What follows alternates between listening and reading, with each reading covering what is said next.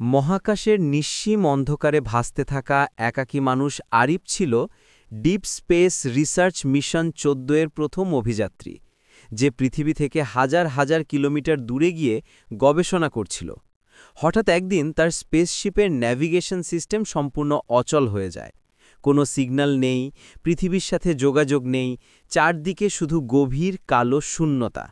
সেই মুহূর্তে আরিফ বুঝল, মানুষ যতই শক্তিশালী হোক, আল্লাহর কুদরতের সামনে সবই কত অক্ষম। অক্সিজেন কমে আসছে, তাপমাত্রা দ্রুত নেমে যাচ্ছে।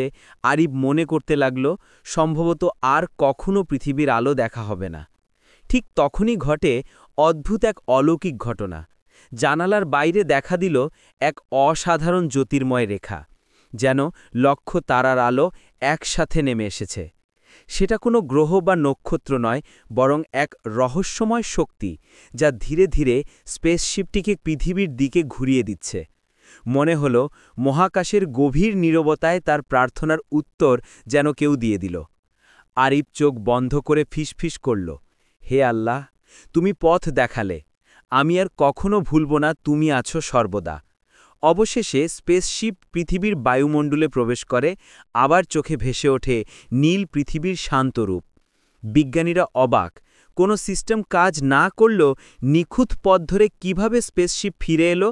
আরিফ শুধু বলল, যে আমাকে অসীম অন্ধকার থেকে ফিরিয়ে এনেছে তিনিই সর্বোত্তম পরিকল্পনাকারী।